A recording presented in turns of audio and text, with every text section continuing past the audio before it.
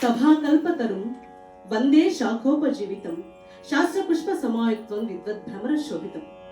కల్పవృక్షం లాంటి ఉన్నటువంటి సభలో ఉన్నటువంటి పెద్దలకు, పండితులకు, కళా అభిమానులకు, కళా పోషకులకు, ఇక్కడ ఉన్నటువంటి కళాకారులందరికీ కూడా మా యొక్క హృదయపూర్వక ధన్యవాదాలు తెలియజేసుకుంటున్నాను. మహాశయగారు, స్థావరో 1,20,000 జలజో నవలక్షకః క్రిమీణాం రుద్ర సంఖ్యాశ్చ చాతుర్లక్షంతు మానుషం త్రింశం యక్షం గవానాంచ పక్షీణాం 10,00,000 అన్నారు. 84 లక్షల జీవరాశులలో శ్రేష్టమైనది మానవ జన్మ, గొప్పదైనది మానవ జన్మ. మానవ జన్మ దుర్లభం అన్నారు. అటువంటి మానవ జన్మను మనం పొందినందుకు ఆ యొక్క చక్కడైనటువంటి హరినామ సంకీర్తనను చేయడానికి ఆ భగవానుడు, ఆ భగవంతుడు మనకు ఎంతో చక్కడైనటువంటి అవకాశాన్ని కలిగించారు. ఇక నా పేరు శ్రీమతి మాలతి భాగవతారిణి, కుప్పం వాస్తవ్యులండి. ఇక నేను నేర్చుకున్నటువంటిది తూర్పుగోదావరి జిల్లా కపిలేశ్వరపుర గ్రామం, శ్రీమతి వి ఉమా చౌదరి భాగవతారిణి గారు, అదేవిధంగా శ్రీతులు గౌరవనీయులు 1 సంవత్సర కాలం గుడిపాటి భాస్కర్ రామారావు సార్ దగ్గర విద్య నేర్చుకున్నాను.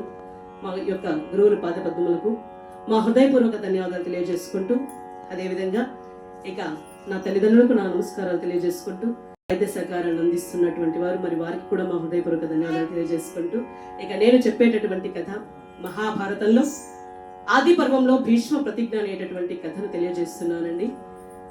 చాలా చక్కనైనటువంటిది భారతం. వింటే భారతమే వినాలన్నారు. అటువంటి మహాభారత యజ్ఞంలో ఆది పర్వంలో మొట్టమొదటిగా ఈ యొక్క భీష్మ ప్రతిజ్ఞ అనేటటువంటి కథను తెలియజేస్తున్నాను. భారత యజ్ఞంలో చాలా చక్కనైనటువంటిది ఈ యొక్క భీష్మ ప్రతిజ్ఞ అనేటటువంటి కథ నేను తెలియజేస్తున్నానండి. ఇక మహాశిలారా, హస్తినాపుర సామ్రాజ్యాన్ని ఎంతో చక్కగా ప్రజారంజకంగా బ్రహ్మాండంగా పరిపాలన చేస్తున్నాడండి ప్రదీప చక్రవర్తి. అటువంటి ఆ ప్రదీప చక్రవర్తికి రాజ్యం ఉంది, సిరి సంపదలు ఉన్నాయి, భోగభాగ్యాలు ఉన్నాయి, అనుకూలవతి అయినటువంటి భార్య సునందాదేవి ఉంది. అన్నీ ఉన్నప్పటికీ కూడా వారికి ఒక కొరత ఉండిపోయింది. అది ఏమిటి ఆ కొరత అండి అంటే సంతానము లేనటువంటి కొరత. అందుకే ఆదిభట్ల నారాయణదాసు గారు ఒక్క మాట అన్నారండి, నిరుపేదలకు కుక్క మురికి సంతానము, కోటీశ్వరానికి గొడ్డరికము అన్నారు. తినడానికి తిండి ఉండదు, కట్టుకోవడానికి బట్ట ఉండదు, ఉండడానికి గూడు ఉండదు. అటువంటి వారికి బిడ్డలు ఎలా ఇస్తాడండి భగవంతుడు అంటే డజన్లుగా ఇస్తాడట. అదే సిరి సంపదలు భోగభాగ్యాలు ఎక్కువగా ఉన్నటువంటి వారికి బిడ్డలు ఇవ్వరు, బిడ్డలు లేనటువంటి కొరత పెడుతూ ఉంటారు. అట్లాగా వీరికి కూడా అన్నీ ఉన్నాయి, భోగభాగ్యాలు ఉన్నాయి, సిరి సంపదలు ఉన్నాయి. అన్నీ ఉన్నప్పటికీ కూడా సంతానము లేనటువంటి కొరత భార్యను సమీపించి ఈ యొక్క సునందాదేవిలా అంటుంది, స్వామి, వాసన లేనటువంటి పువ్వు, వివేకము లేనటువంటి విద్య, అంగవిహీనమైనటువంటి ఆడదాని జీవితము, సంతానము లేనటువంటి నా బ్రతుకు కూడా వ్యర్థమే కదా నాదా. అంతే కదండి. వాసన లేదనుకోండి, ఎవరైనా పువ్వు దగ్గరికి వెళ్తారా? వెళ్ళరు. వివేకము లేనటువంటి విద్య, అంగవిహీనమైనటువంటి ఆడదాని జీవితము, సంతానము లేనటువంటి నా బ్రతుకు కూడా వ్యర్థమే కదా స్వామి అని అనగానే ఆ మాటలు విన్నటువంటి యొక్క ప్రదీప చక్రవర్తి భార్యను అక్కున చేర్చుకుని అంటున్నారు, దేవి బాధపడద్దు, ఎందుకంటావా, గలే రత్నంచ గానంచ గగనతల రత్నంచ దినమణి నిశాచరత్నంచ చంద్ర శైలతల రత్నంచ శశిముఖి నృపకుల రత్నంచ రఘుపతి అన్నారు.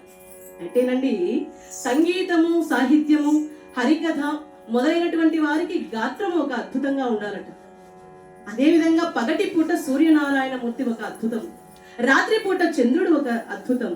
అదే విధంగా మహావిష్ణువు 10 అవతారాలు ఎత్తాడు. అందులో అద్భుతమైనటువంటి అవతారము రామావతారము.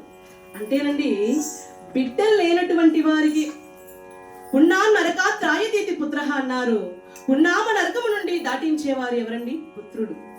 అయితేనండి పున్నామ నరకము నుండి దాటించేవారు పుత్రులు అని అంటారు కదా.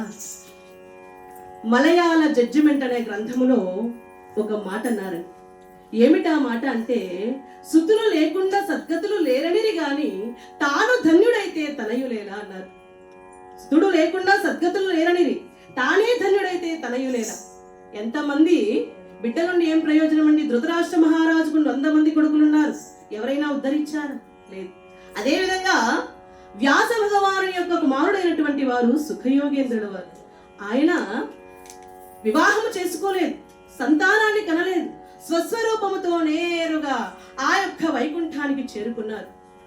అట్లాగా ఈ సమయంలో దేవి భగవానుడి కరుణ ఉంటే మనకు బిడ్డలు ఎంతసేపు కలగాలి కాబట్టి అని చెప్పి ఆ యొక్క రాజ్య భోగాన్నంతా కూడా మంత్రి పురోహితులకు అప్పచెప్పి భార్య అయినటువంటి సునందాదేవిని తీసుకుని బయలుదేరుతున్నాడండి ప్రదీప చక్రవర్తి.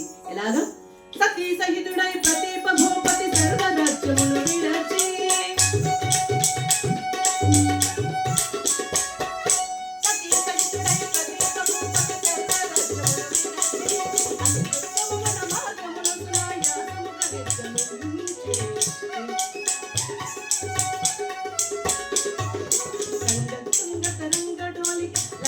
పవిత్రమైన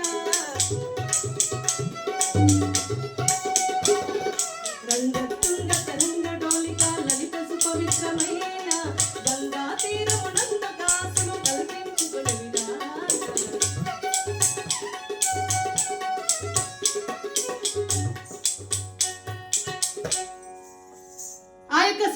రాజ్యాన్ని భోగభాగ్యాలని కూడా మంత్రి పురోహితులకు అప్పచెప్పి భార్య అయినటువంటి సునందాదేవిని తీసుకుని తిన్నగా గంగానదీ తీరానికి చేరుకున్నాడండి ప్రదీప చక్రవర్తి.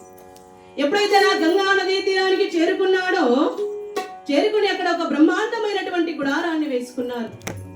ఒక బ్రహ్మాండమైనటువంటి గుడారాన్ని వేసుకుని భార్యను అందులో వచ్చి ఈ ప్రదీప చక్రవర్తి నేరుగా బయలుదేరి ఆ గంగానదీ తీరానికి చేరుకుని గంగలో స్నానమాచరించి పరమ పునీతునిగా పైకి లేచాడండి ప్రదీప చక్రవర్తి. అయితే గంగ ఎటువంటి గంగ? పరమ పవిత్రమైనది గంగ. జగత్రయ జంతు జీవనాధారి గంగ. దూరీకృత దుస్సంగ గంగ. అంగజాతి శీశోధృత గంగ. అఖిల పాపభంగ గంగ. అతల వితల సుతల తలాతల రసాతల మహాతల పాతాల భూలోక భువలోక సువర్లోక జనలోక తపోలోక సత్యలోక స్వర్గలోకాలలో పూజ్యనీయురాలు గంగ. విష్ణు పాదమున ఆవిర్భవించినది గంగ. శివుని జటాజూటమున తాండవమాడునది గంగ. అటువంటి గంగా నది తీరంలో స్నానమాచరించి పరమ పునీతునిగా పైకి లేచాడు ప్రదీప చక్రవర్తి. లేచి ఒక్కసారిగా యొక్క సదాశివుడైనటువంటి శంకరుని వేయి నొలనలా కీర్తిస్తున్నారండి.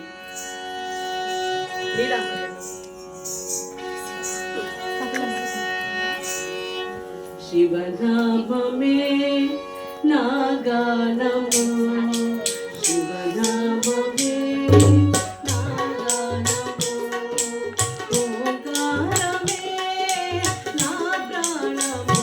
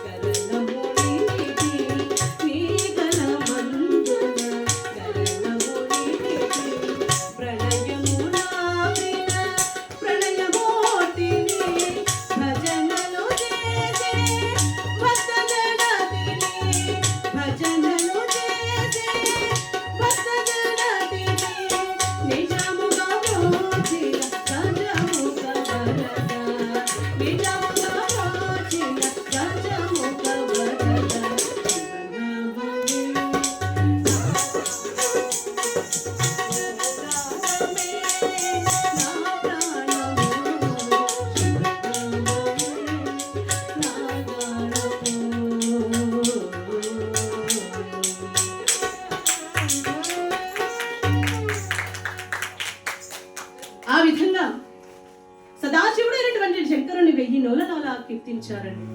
కీర్తించగానే శంకరుడు, భక్తవ శంకరుడు భూలో శంకరుడు తలుచుకుంటే తన ఎంపునే ఉంటానన్నట్టుగా వారి ముందు సాక్షాత్కరించాడు శంకరుడు. ఎప్పుడైతే ఆ సాక్షాత్కరించినటువంటి సమయంలో ఇక స్వామి సంతానం కావాలని కోరుకున్నారు. తథాస్తన్నాను పరమేశ్వరుడు. ఇక వరమిచ్చి అంతర్ధానుడయ్యారు పార్వతీ మనోహరుడు. అనంతరము కూడా బయలుదేరి రాజ్యాన్ని చేరుకున్నారండి ప్రతీప చక్రవర్తి భార్య అయినటువంటి సునందాదేవి. చేరుకోగానే పరమేశ్వరుని కృప వల్ల 3 బిడ్డలు కలిగారు. వారికి దేవాపి, బాహ్లికుడు, శంతనుడు అనేటటువంటి నామకరణాలు చేయించారు. 3 కూడా పెరిగి పెద్దవారయ్యారు. సకల విద్యలు కూడా నేర్చుకున్నారు. ఎప్పుడైతే ఆ సకల విద్యలు నేర్చుకున్నటువంటి సమయంలో అదే సమయానికి ఈ యొక్క పెరిగి పెద్దవారయ్యారు ప్రతీప చక్రవర్తి బయలుదేరి వచ్చి అంటున్నారు, ఏమని? నాయన, ఈ రాజ్యాన్ని నేను చాలా కాలం పరిపాలన చేశాను. ఇక నేను రాజ్య పరిపాలన చేయలేను. పెద్దవాడైనటువంటి నీవు పరిపాలన చేయన్నాడు. వద్దన్నారండి పెద్ద కుమారుడు. 2వ కుమారుడు అడిగాడు. 2వ వాడు రాజ్యాన్ని పరిపాలన చేయనన్నాడు. 3వ వాడైనటువంటి శంతనుని అడగగానే శంతనుడు రాజ్య పరిపాలన చేస్తానన్నాడు.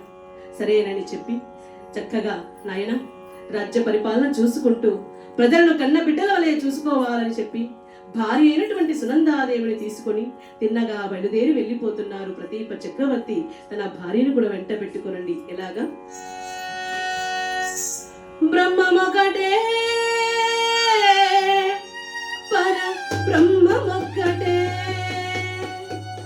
బ్రహ్మమొకటే పర బ్రహ్మమొకటే పర బ్రహ్మమొకటే పర బ్రహ్మమొకటే పర బ్రహ్మమొకటే. తందనానా హే తందనానా హే తందనానా హే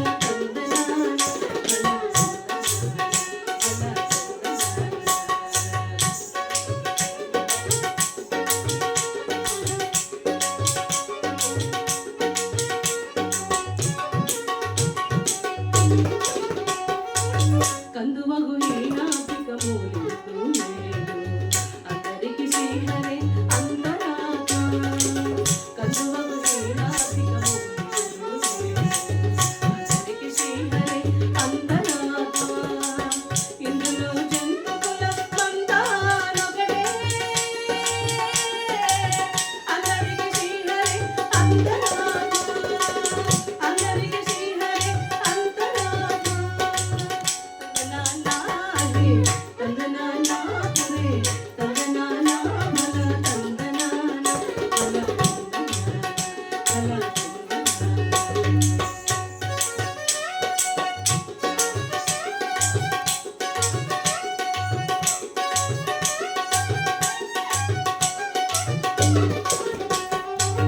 నిండార రాజు నిద్రించు నిద్రయునొకటే అంటనే బంటు నిద్రాదియునొకటే.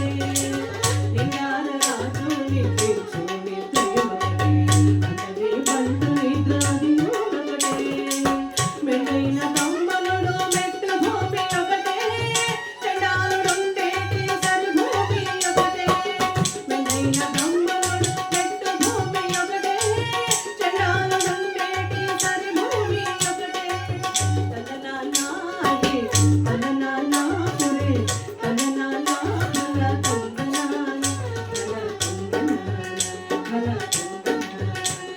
తందనానా హల తందనానా హల తందనానా హల తందనానా.